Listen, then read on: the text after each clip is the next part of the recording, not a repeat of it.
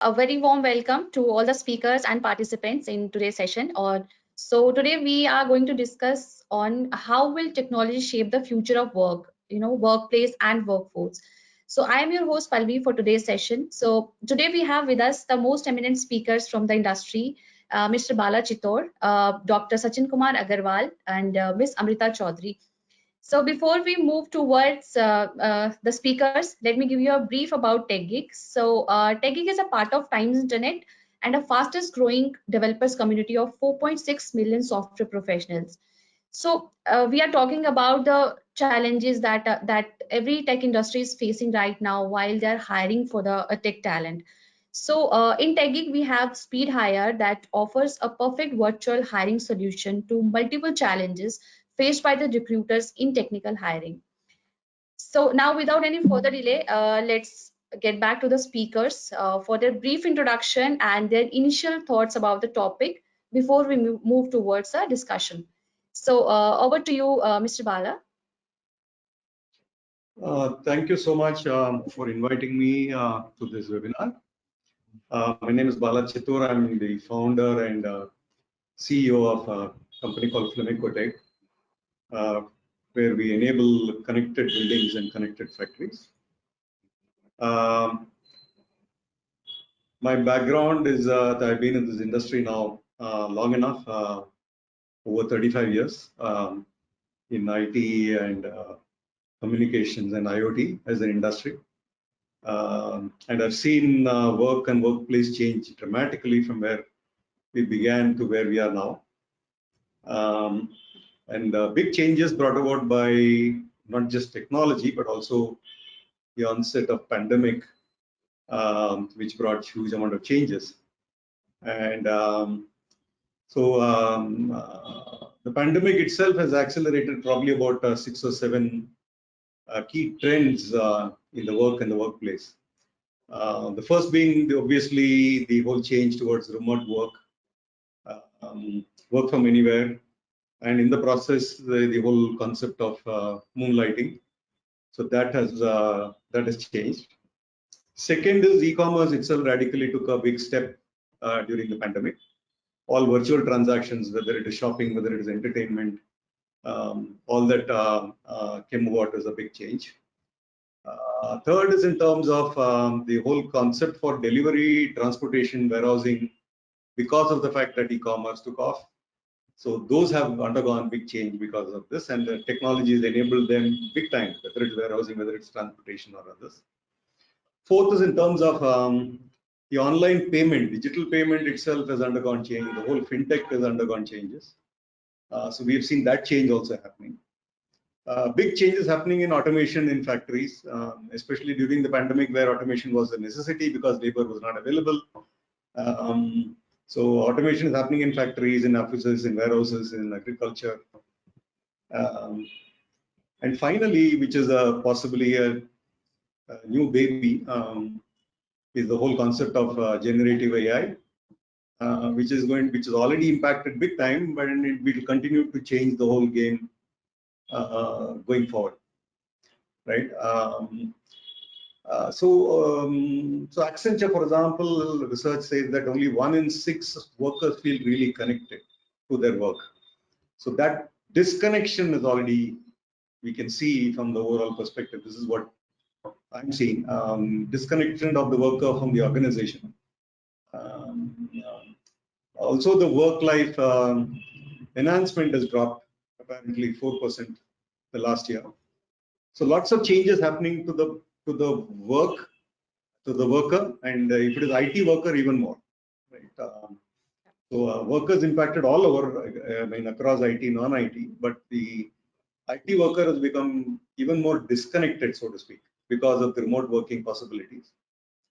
And I believe the future tech of how work will happen is about being smarter, is about being connected, is about being collaborative, is how do you drive productivity, how do you drive innovation, how do you give comfort and convenience to employees, how do you bring about what I call it as algorithmic quantification and qualification of work. right? And that is going to be the key driver of everything that's going to happen. So the algorithmic quantification is possibility of remotely understanding where work is happening, how much work is happening, whether they are connected, how are they connected, what is their current sensitivity to the organization, how do I get feedback from them, how do I help them while they are working remote or in a small team. And teaming itself is now become offline, right? So it's not about where employee are working. It's not that story anymore. It's about what can we do from a technology to enable them to feel connected, right? To enable them to get recognized, to enable them to get happier while at work, to get more passionate and get innovative. And how do you bring about the rigor while they are working from anywhere? So those are big challenges that technology is going to sort of address and will continue to address. And how do you address learning on the job when they are remote? How do you get quantification of them? How do you qualify that they are good, better than their peers? In the process, the future of work has also brought about a lot of changes in terms of job security. I think that is becoming an issue. People are getting scared about whether they will have the same job, same type of job, whether they will still have a job with new changes coming in with automation and other things driving in.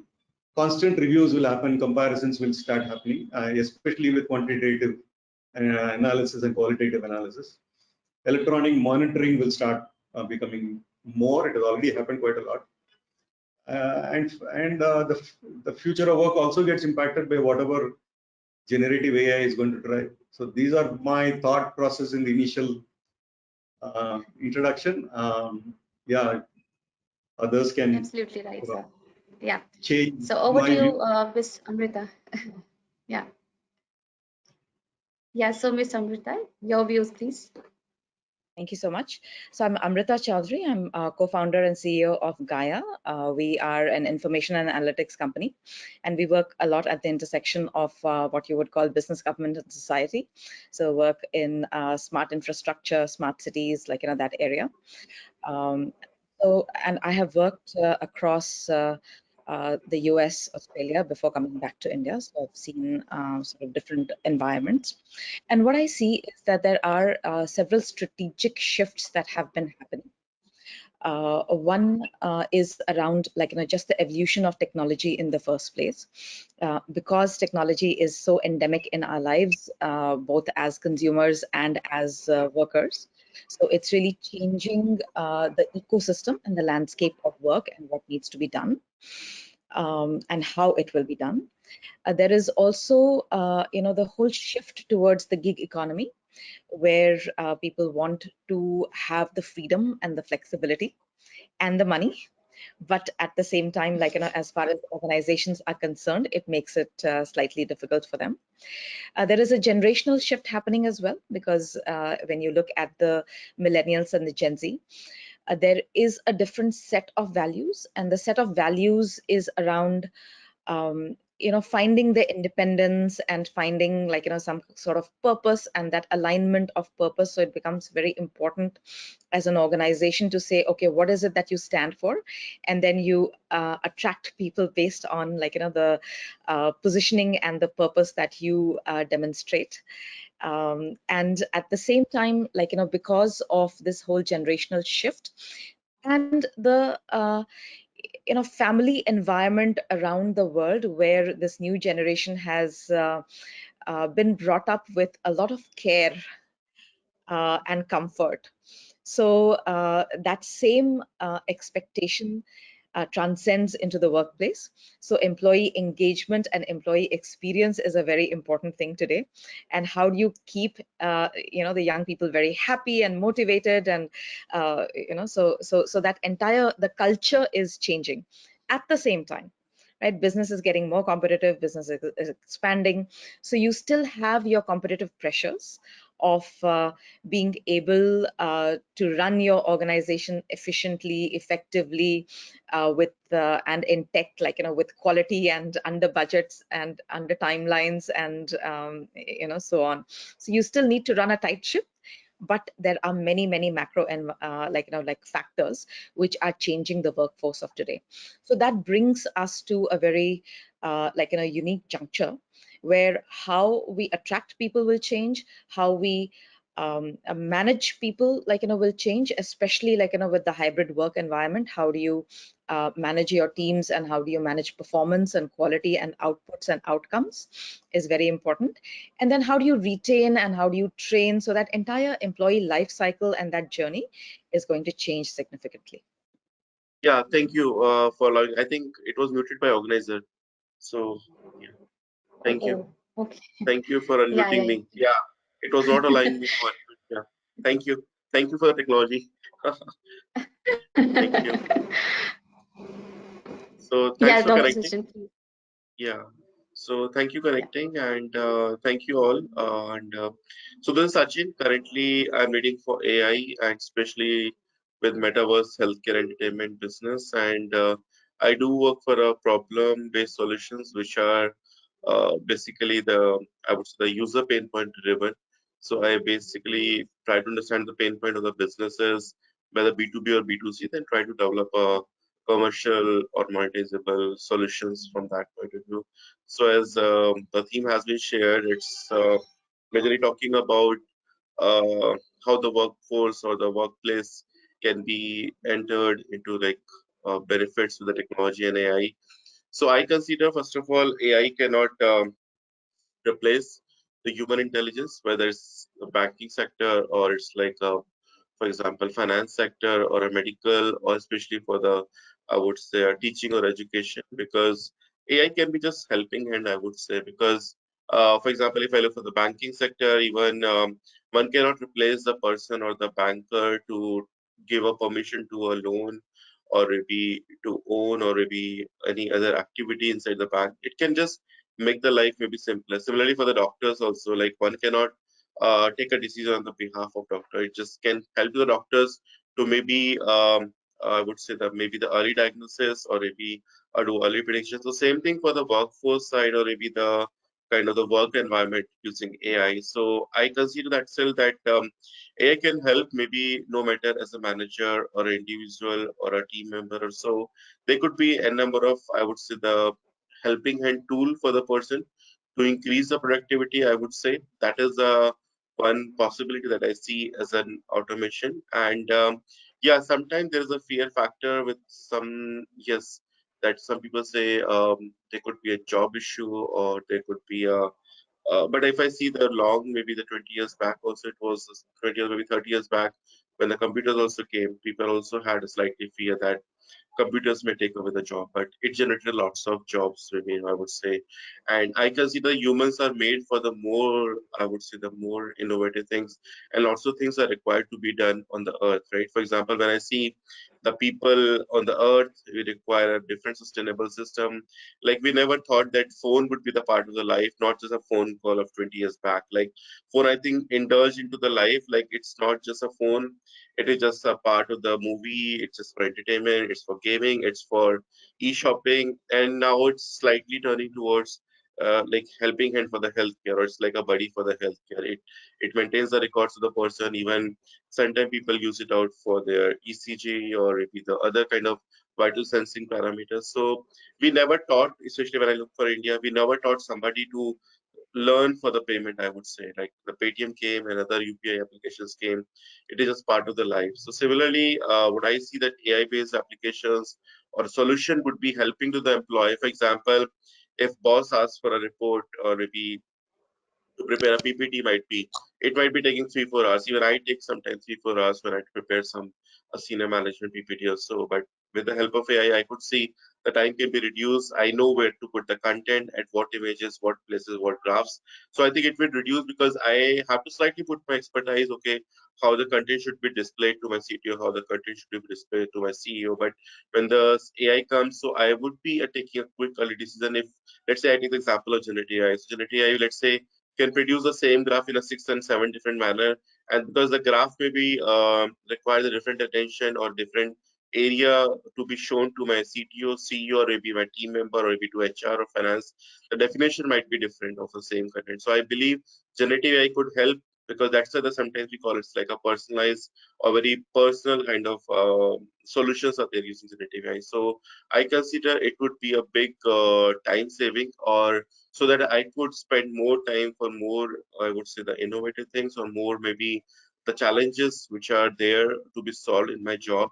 So I consider the regular tasks can be offloaded to the AI, which AI can do and maybe give me as a platter in the morning, but I could spend my more, I would say, the time or expertise for that thing. Similarly, when I look for the hiring prospect also, because it's same thing. Like I consider I'm not the HR expert, but HR also has, I think, the good sense of, I would say, the expertise to hire somebody, because even after talking to 5, 10, or 20 minutes, they can guess it's the right person for organization or not. But I think considering the AI can show the profile of the person, like what type of right fitment, what type of right score, how much relevant, how much irrelevant. I think that kind of information can be shown as a dashboard to the person. But then HR person can take a decision. Okay, it's the right fitment for the senior management, middle management, or maybe it's just required some training or so. Maybe HR can do a very fair decision on that candidate profile, or maybe suggest to a manager, okay, this is good for technically, this require maybe some attention on some personal skills or so. So I consider this is a right. I think the balance is definitely required, because everything has a pros and cons. So it has to be a very, I would say, well balanced manner, I would say. And as I said about the hiring side, it can be a big help from the AI side. It can be very strategic. Talent management also would also be there, and I consider it's as a both way, maybe for the candidates also.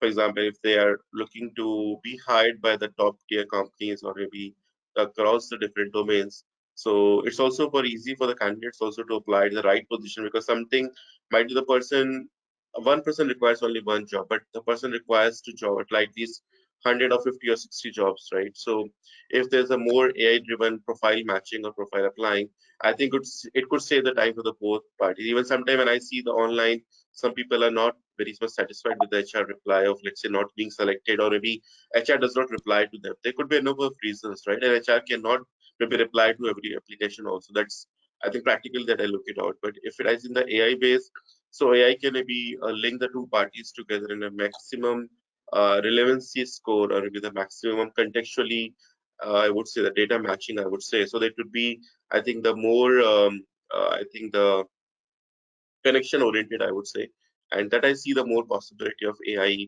especially in this field. And it's all from my side. I can add more Thank based on the discussion. Thank you, Dr. Sachin. So now we can move towards a discussion. So I would like to ask to Mr. Bala that how will technology workforce is different, tomorrow's technology workforce is different than today's? Essentially, I think technology has impacted the workforce, okay, and it has changed them big time. And I think there are several technologies that impact the workforce, and they will continue to do so in a big time in the thing. It's not just AI, but I'm just saying there are several other technologies that impact as well. And hence the workforce adopt will adapt themselves to actually imbibe these technologies, and some of them will come naturally. The fear of technology taking over humans is actually unfounded, I think. We have all gone through that. When I was introduced to the computer for the first time, for me it was absolutely, big shock that I don't think I can understand what this is. But it all changed, and so that's same with our parents who could never use a technology. Today they are very happy using their mobile phones, and they are doing all kinds of activities on the phone and the app. So the fear of technology taking over is not there, but I think the human workforce have to quickly imbibe and move to the next level, so to speak. It will drive everybody to scale up. So the routine jobs will disappear, or will be lesser, and the job will be more skillful in terms of choosing what is best for that particular requirement, making the right decisions using the technology, right? So these will become much more characteristic rather than just the basic routine jobs of either making a proposal or making a presentation or coding, or responding to emails, or basic research or pattern analysis, right? Legal document writing. So all this will go away. Instead, the skill will be to how do I use this with the right context. So applying the context, choosing the context, making the right decisions will become much more key as a demand from a workforce. So this, I think, will be the big change that will happen from a workforce point of view. But I think there are technologies which are going to impact are going to be quite few. So in my view, 5G will make a big impact from the overall perspective of being anywhere and working from anywhere and doing all kinds of work remote, right? And that will be enabled by 5G. Digitization will become a key. So it is no more about using pen and paper. So a lot of it will get digitized. So they will translate the human voice and human inputs into and their impressions into data, and data then can be analyzed into for better decisions. Digital experiences will be a key driver. So employees will expect to be better connected to the world, better connected to their organization. Hybrid working is a given today. Employee services will have to become digital. So employees will start demanding services on their mobile phone, just as the way that they interact online for shopping and for movies. The way they interact with the offices will become completely online on the mobile. Collaboration will become again online. Recognitions also has to be quantified and qualified using similar manner. So data will drive all of these. We already spoke about the impact of ML, AI, and generative AI, where it will aid in human judgment, like just what Dr. Sachin just mentioned. So basic content writing, coding, and all of that, and will fade away. You'll use data now and analytics now and technology now to start predicting failures much in advance, especially in manufacturing and those kinds of jobs.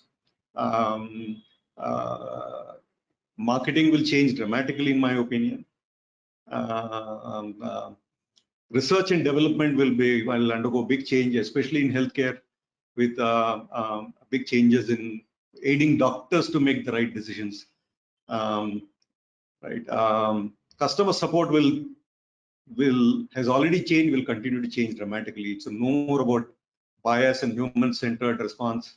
It is with absolutely critical data and with machines responding to you in a much more rapid manner.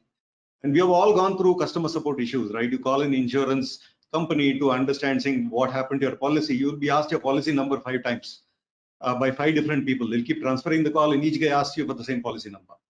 All those kinds of experiences will disappear, right? That will change the way that workers will or work will change. IoT will change, autonomic machines will change, they will speed up human capacity big time, errors will reduce big time, risks will reduce big time. As these are the technologies that have to take place at the workplace, and employees have to understand and imbibe and use these technologies. And I think finally, digital twin will become the norm. Digital twin of everything that we do, digital twin of your office, digital twin of your factory, of your retail, of your college, everything will become a digital twin, and the young generation will just jump at it. They will just absorb this very easily, and they will enjoy it even more. But I also feel there will be a negative impact of all of this. And we are already seeing much of it. The negative impact of the technology, for example, I think is going to happen. It is happening big time in phishing. Emails are becoming extremely difficult to find. Earlier, you can find out if it is a phishing email by looking at the grammar and the spelling mistakes. Now these guys run, I think, ChatGPT and send me emails which are so good and so well constructed. Very difficult to find out whether it is genuine or not genuine. Yeah, but I think there will be other things that will crop up to handle and detect such kinds of fraudulent emails and WhatsApp messages as well. So lots of changes is going to happen at the workplace, and some for good, some for bad, but in all likelihood, it will all balance out. Right. Absolutely right, Mr. Bala. So, Ms. Amrita, as Mr. Bala said that in today's time, the way technology is, uh, development is happening in terms of technology. So, that the talent also needs to upskill themselves. Uh, so what skills and capabilities do you think that they will need in the future tech? Absolutely. Yeah. So obviously, my co-panelists have talked a lot about the different technologies which are going to impact the workforce from every element, right? And impacting their daily lives in every stream. Uh, Given the advent and ease of technology and the ubiquity of data and information that will be available for the workers, there are actually two sort of things that I would like to refer to. So one is one of my all-time favorite books. It's by a professor from Harvard called Howard Gardner, who wrote about the 5 minds of the future. And what he talks about, in terms of the future skills, really is not so knowledge is available, but how do you synthesize that knowledge, right? Because it's not about knowing a particular stream, but it is about having the knowledge of multiple streams to synthesize to create something new. So having that creative mind, the ability to be disciplined, right? And that is a huge thing today because the distractions are aplenty, right? And it is very easy to get down the rabbit holes of distraction. So to learn how to discipline your mind, to be respectful, right? Because we are moving into this age where um, inclusion, diversity, these are all norms, and you're talking about not just diversity of region and languages and gender and but also neurodivergence and like many other factors are there. So to be able to respect each other as colleagues, as clients, as stakeholders in society, and to have the ethics and values to build things for the future, right? Those are some of the key values which transcend time, right? This book was written several years ago, but very future forward and futuristic, and it still holds true. And I think the other book that I would actually like to recommend to people is my dear friend Rajesh Srivastav, whose book just came out, and it's called The 10 New Life-Changing Skills. So again, some of these things are critical thinking, right? Asking the right question. Yes, ChatGPT may have the answers, but what is the question that you're asking, right? And so that's really important to be able to navigate all of that information to actually synthesize and analyze, and then building on that to create something new, right? Because it's very easy to do repeat things, and the repeatability, as one of my panelists said, will move to the bots and the automation framework. So it just means that the human then needs to be a lot more creative, a lot more innovative, a lot more problem solving. So where the cognitive ability of the human being may stand out is that ability to understand the client, the consumer, your B2B stakeholder, your society, and see what is it that they want, what is it that they express, what is the latent need that they don't express, right? And can I design for that? Can I build for that? Can I solve for that? So that is going to be absolutely important. I think the ability to be a lifelong learner, because we are seeing the pace at which things are changing, right? And there are new things that I learn on a daily basis about tech, about usage of tech, right? So if I can do it, everybody else can, the kids can, right? So it's that passion for learning will have to be there. Being an entrepreneur, because the way we are seeing the business and the economy build out, um, there will be the large firms, but we will see the emergence of a lot more small and medium enterprises, right? Which means, and it also goes with the mindset of the current generation where they want the autonomy and flexibility, which means that they will need to be an entrepreneur. And being an entrepreneur means that, like, it's not just about knowing your tech. It's about knowing your tech, it's about knowing your business, but it's also about knowing your values and being absolutely, absolutely disciplined, because as a worker, you can be indisciplined. You can get by. But as an entrepreneur, and I can see Bala nodding his head, as an entrepreneur, there is no let up. You cannot be indisciplined. You will not survive. Right? So it is extremely important. And then the other thing is that, when you're looking at this whole, I want autonomy and I want flexibility, it also comes with flatter organizations. But teams will still exist and you will still need to get work done. And so that ability to be a natural leader, right? To not rely just on your designation, but to say that I'm going to rally people around. I will sort of get collaboration going across levels, across functions, is something that will be required. So again, I would ask people to refer to these two books, but the skills and traits of the future will be absolutely different. Absolutely right. So now we move towards Dr. Sachin. So Dr. Sachin, how do you, foresee the role of generative AI in shaping the future of work? Particularly in terms of automation, augmentation, and the job roles.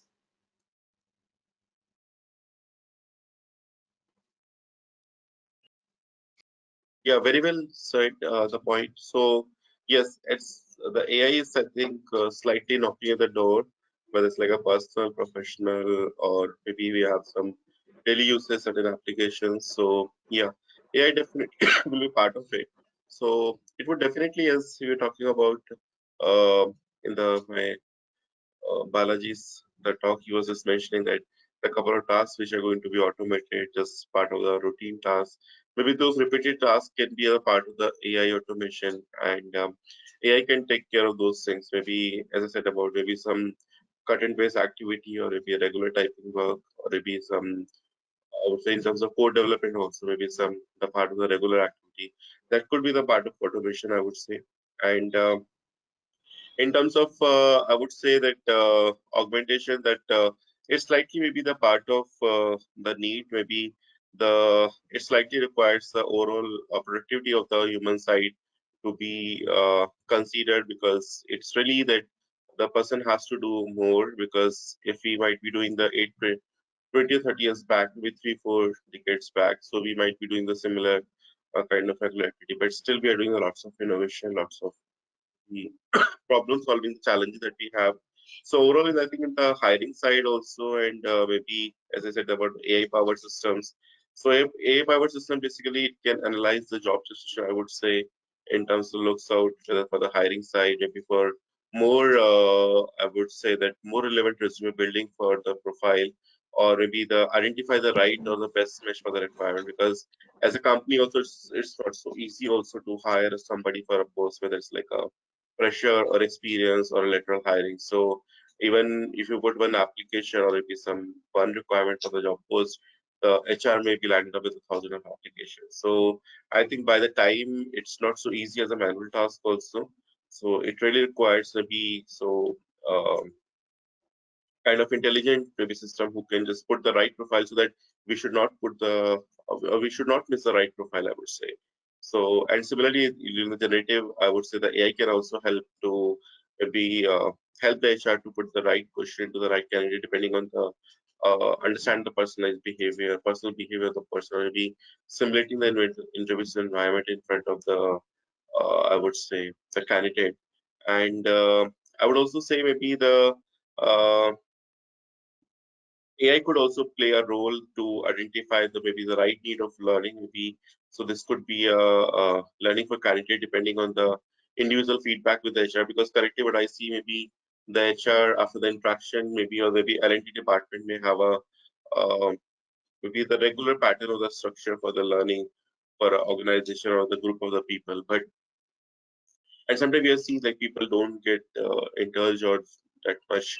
I would say. interest in the training because they don't consider themselves as the right audience. So maybe if you look it out for the L&D part of also for the training development of an individual, so that could also be the part of the, I think AI could also help to identify the personal based need or the maybe improvement for the candidate. So overall, I consider I think if there's the right balance, and definitely we really need to have a kind of secure, ethical kind of well-balanced AI system that's really, I would say, the prime pillar. What I also consider in the projects and in my teachings that well-balanced ethical system is really required as an opportunity individual in the company to get it hired, get it right place, get it, I would say, the grow, and if there is some requirement for the learning and development, so that should reach to HR at the well time, so so that the right improvement can take place for the person because the company spends a big amount of time to hire a person and put in the job. So if we could invest as an HR side, the right, I would say, understanding of the person's requirement, whether for the his technical skills or maybe soft skills upgradation, and that I think the AI could be the right tool to maybe link up the both the parties and get it done. So yeah, it's from my side. Right, absolutely right, Dr. Sachin.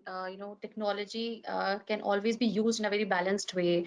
So now moving towards Mr. Bala. So Mr. Bala, what are the key technologies that are likely to impact the future of work and the workplace? Okay, I think I spoke about some of these. I mean, right from 5G to digitization to autonomy, autonomous machines to generative AI. So these are all different technologies that impact. I want to give you a classical example to tell you how technology is changing. That may be more relevant from a point of view of discussion. So in our solution where we do connected real estate, the whole offering that is valued is the ability for the employee to connect with the office building and with the organization. And we do that through our platform and then connect the employee through a mobile app. So what would the employee do? I mean, right from because of COVID and everything has changed and hybrid workplaces come into being, the employee, first of all, can roster him or herself to choose saying I'm coming to office on these days, and the manager can then change and alternate or change it if required and bring the team together on a certain day. Then their employees is then forced to then find a colleague and choose a particular seat to sit down. And then while in office, it offers a variety of choices in terms of ordering tea, coffee, and cafeteria, providing feedback, and you name it. And so all kind of services come to the employee on the mobile phone. So this is the kind of technology that is impacting a simple user in an office. But what has suddenly changed, thanks to machine learning and AI, is the fact that now employees are demanding, saying, why should I make a reservation or a booking? Do it for me. You learn what I like. You learn where my colleagues sit. You learn what are my typical choices. You book the seat and tell me this is the right option for you. If I want to change, I will change. I don't want to be booking. Those are the kinds of changes that are happening. So technology is driving efficiency. Technology is driving productivity. Technology is making people lazier. That's another, but that's the new workforce. They want to do minimal things and have the maximum impact. So those are the technologies that will really help. So that's what I think the world will go to. Absolutely, sir. So now, Ms. Amrita, what do you think that why do leaders need to look at the alternative tech talent like solution to close digital skill gaps? Okay. So, there are a few things to consider over here. One is that the nature of work and workplace strategy, business strategy itself is changing.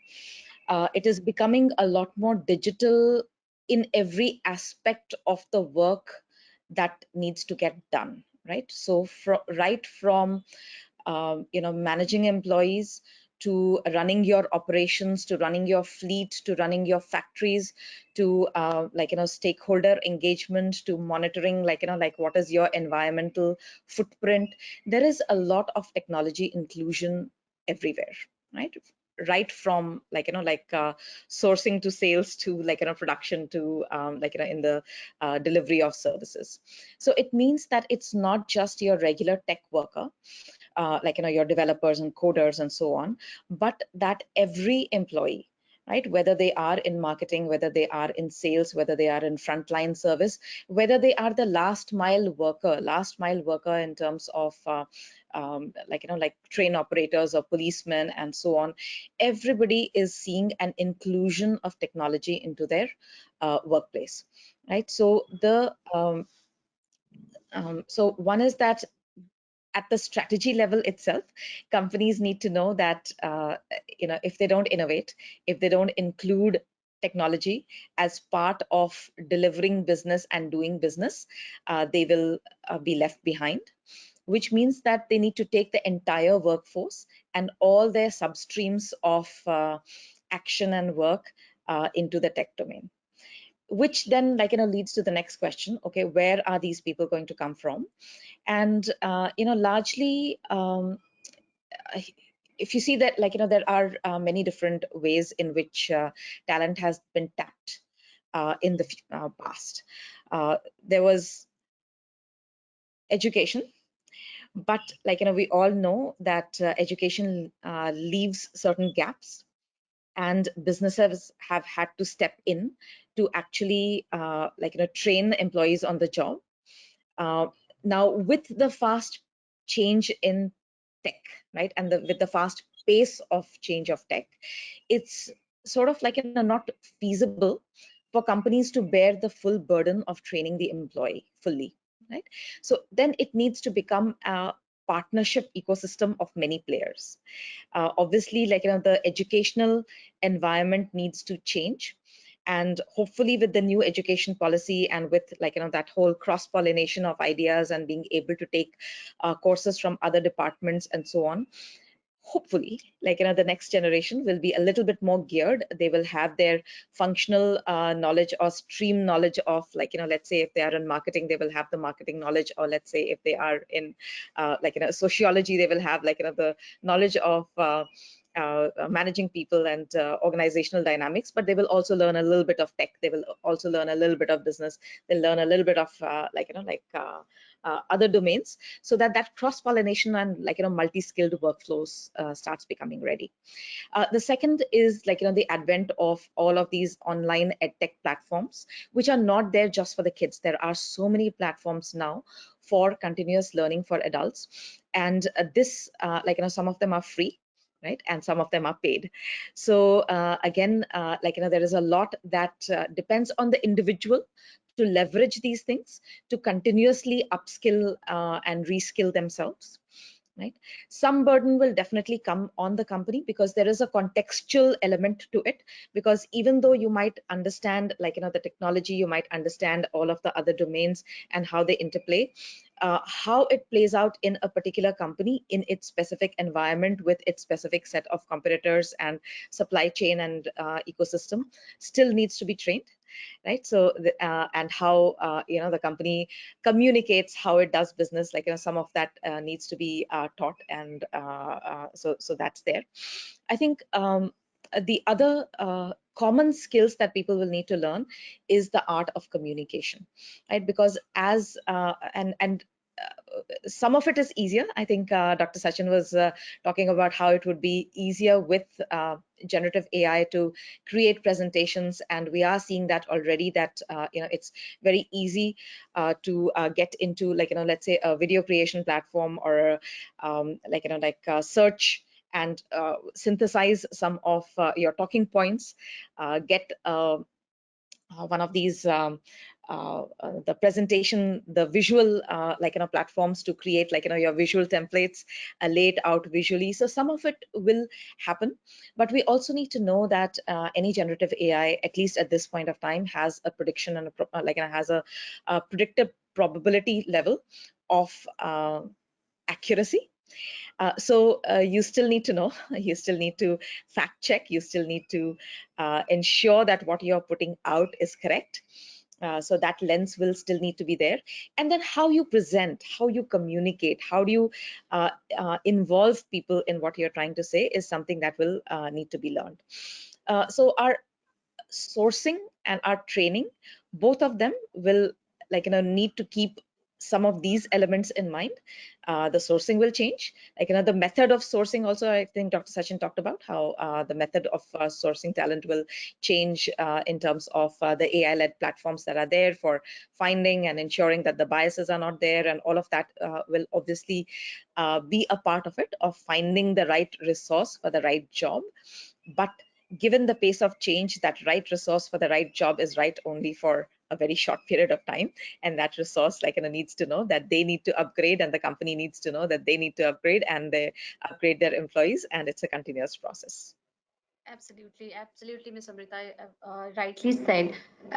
So now, when we are talking about the AI, Dr. Sachin, so how can organization leverage generative AI to create more adaptable, inclusive, and efficient work environment? Right. So as we are also talking and listening our friends, so already yes, so we understand like there is a need of always there is a need of change or maybe adaptability based on the time, whether based on the I think the various factors also, but it's and just it's due to AI is knocking at the door. So definitely we are looking adaptive maybe work environment, whether it's like a some process automation or maybe in terms of I would say the documentation side. So because for example when I see also still I think there's a mix of like hard copy, the soft copy still goes on when somebody looks for a job or maybe somebody that applies for the job or maybe somebody who reviews for the first job. So it could be some paper or this could be the soft copy. So I think still I think there's a still I would say the document generation base could be one of the I would say the sector would be there which requires attention and which requires maybe the more AI driven features so that because when I also see like the job posting will be one but applying the variety of the resumes may be different if it is the some performer has not been fixed by the employer or the job poster. So there could be some variety of the documents, I would say. So there could be some possibility that the AI can take care of having some templates conversion at its own end, so the one person can take a decision considering the consistency of the application or the type of requirement. Second, definitely for the tool automation side also, it can also be in terms of scheduling the interviews, having the calling of the interviews, I would say the interviewers, whether for first round or the second round or so. I think that could be well managed, I would say, and it can also be considered a right way of maybe considering the applying for the job or maybe the processing of the job applicants. So maybe as I understand, like 10% people only may go for the first round or so, or maybe the next round or so, but the rest people may not go for the interview. And sometimes I also see currently disconnect with the certain the members who never got the call or so. So I'm just elaborating a bit more. So maybe the AI could help it out. Maybe what could be the reason? Or because sometimes still I think some HR, I'm thankful to them, they try to reply maybe a common generic mailer. But yeah, to the time duration, they cannot derive or they cannot generate a personalized email. What happened to that resume, right? And why? So maybe there could be some more personalized touch or maybe the personalized message to individual candidate that why he or she not selected for the particular job or so.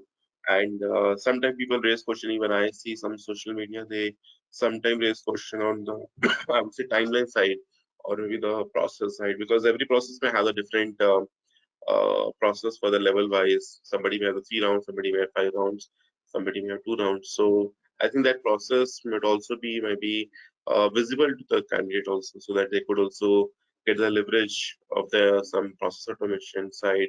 So I would say that could be another add-on for the work environment side, I would say. And sometimes I'll see the big variety of the language side, maybe. Language may be English, but the expression might be the different, or maybe the keyword selection may be different because the interviewer may ask the same set of questions or HR may ask the similar set of questions, but the response will be different. So I believe AI-powered tool can also be a helping hand between these two parties, who can be because sometimes the people are quite proactive to reply immediately. Sometimes people take time. Sometimes people take time to build the sentences. So maybe the AI tool could also help it out to a right justification in terms of the language support using NLP, natural language processing, or maybe the text to speech, or maybe some other I would say assistant system at the time. And overall, I think the work side, I would say that when the person also the part of the job, so AI can also be the part of the analyze the data sets, whether it's like whatever the patterns or maybe generate the insights, so that it enables a faster, the more accurate decision making and leads towards the efficiency, I would say, at the organizational level. And I would also say that context awareness, because sometimes the job also require some uh, runtime changes also, maybe at the some posting or so, or sometimes there's some lateral hiring inside the or intra level also. So I think that could be the more connected to the employees, because sometimes we never know in the big or the huge chunk of employees they're already that we already have such kind of talent with us. So maybe I think that could be the AI can help it out, because sometimes even when I also interact with HR, they say you want to post it as an internal or external job posting. You have to tell me. So currently the yes, manager takes a decision, but sometimes because manager does not know that what expertise sitting in what corner of the company, so especially in the bigger companies. So I think AI can definitely help as a buddy, and it can suggest, okay, this type of talent already residing inside the company, why don't you use it out as a maybe short term or long term? It depends on the, I would say, the type of work and engagement that you do. And as you're talking about that uh, as the speakers were talking about the fairness or the ensuring the transparency and the fairness. I think one good thing is also with the AI that it can be the fair and accountable also, and it can monitor with the based on the data and the facts that why somebody got selected, why somebody not got selected, while resume processing or maybe hiring somebody, and it can also look it out maybe what could be the shortcomings of the current model or system and what could be the improvement while we are hiring for the next job post. So I consider this can be another way of looking at a very fair or a transparent kind of model for such kind of activities. And yes, every time we have to keep ready for changes, keep ready for the, I would say, betterment. And it's fine. It's fine. Yeah. Absolutely right, Dr. Sachin. So now we discussed a lot about the future technology, future tech workforce. So now it's time to conclude the remarks. So I would like to request Mr. Bala to kindly conclude share the concluding remarks in few lines.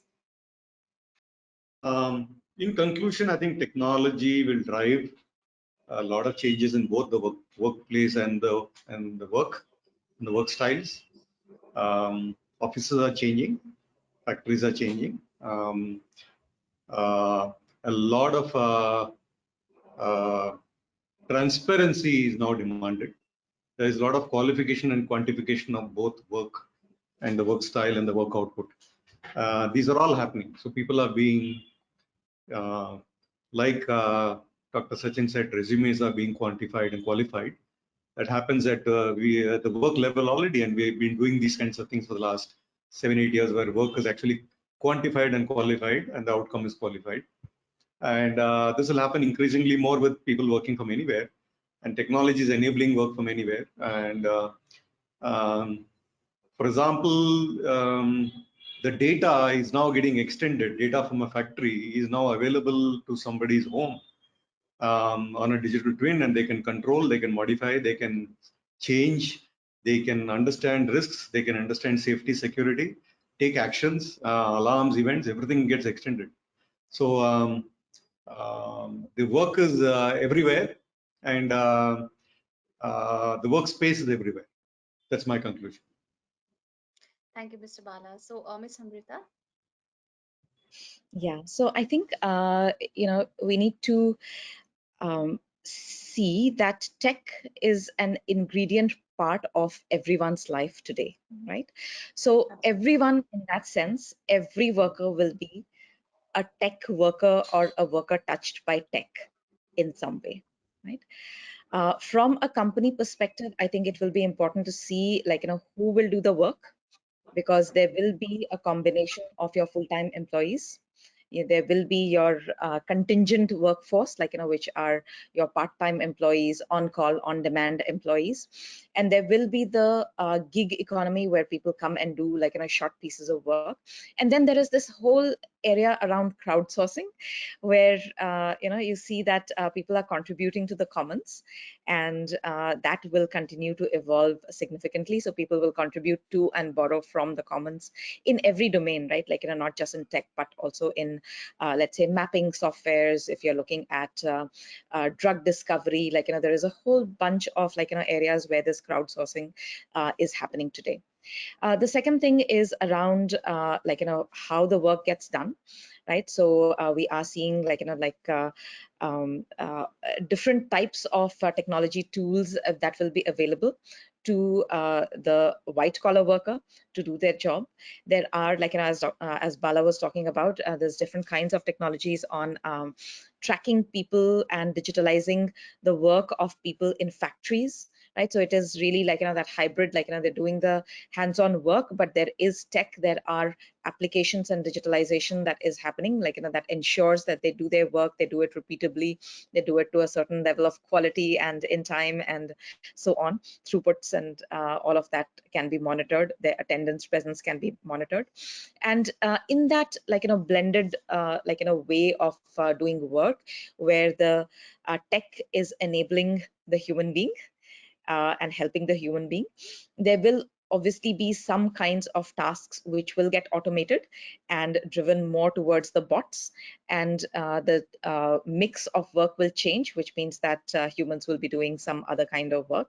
And then finally, like, there is the whole concept of, like, where this work will be done, when and where. So we are obviously seeing hybrid workplaces, and if you see the younger generation, I think they are very comfortable with hybrid.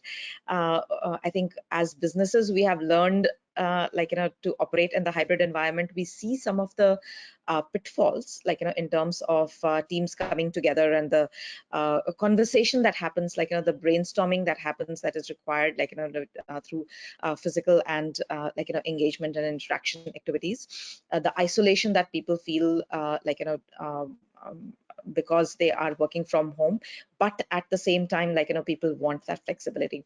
So really, like, hybrid is there to stay in some shape or form. In some jobs, that face-to-face will be required. If you're in manufacturing, you can't do anything, you have to be there physically. If you're in government, you have to be there physically. If you're in the last mile service delivery, you have to be there physically. So certain jobs will remain physical, but wherever it is possible, that hybrid will come in, and we will need to ensure that within the demands of the hybrid, we learn how to operate better and more efficiently, and overcome some of the pitfalls that we are seeing. Absolutely right, Ms. Amrita. So, Dr. Sachin? Yeah, thank you. So yes, definitely, we discussed about most of the use cases. So a right balance is required, definitely, and this should be just as a helping hand, and it should not basically hijack the overall, I would say, the task or maybe the engineering, because in that case, the human creativity might lost. And definitely, I say the human intelligence is like cannot be overtaken by the machine intelligence. And then I would say it is just machine is learning, right? In a very basic definition, machine is not having the self intelligence, I would say, or the intelligent decision making power. It is just having some learning pattern. It's just having the capability to maybe take a different options to present to the user based on its own capable learning. So, but humans are made, definitely human is the intelligent creature on the earth, and that is basically meant to do, I would say, the decision or action on that. And definitely they should have the more leverage to do a more further innovation, because we might say, I think COVID was one of the example, right? It changed everybody's life. Like everybody was working so well planned in their domain, no matter FMCG, no matter the industry of the telecom, fintech, and education everywhere. But we never know that this COVID will come and it will change the whole cycle of the life at the global level or a country level or individual level. So we all got prepared, but we all struggled a lot for a longer time. So I think similarly, we never know what kind of challenges will be there in front of the humans or in terms of any civilization, I would say. So I believe so if that helping hand is with us, so that person can take more actions timely and maybe get prepared with the newer or advanced technologies or the core concepts will be there, and maybe we could also make the life easy for the next generation also. So I think it's just a helping hand with the right balance blended. Thank you. Absolutely right, Dr. Sachin. So whatever we discussed today, so there is one common thing that is very important, that human need to upskill and reskill in terms of learning and in terms of technology, whatever is happening in today's world. So yeah, thank you so much to all the speakers for explaining all the things so well. I think our participants have also got very well explained answers. So thank you so much to all the speakers and participants for joining us. Stay connected, and we will come up with some more interesting sessions. So thank you so much. Thank Thank you you, so much. everyone. Thank you, sir.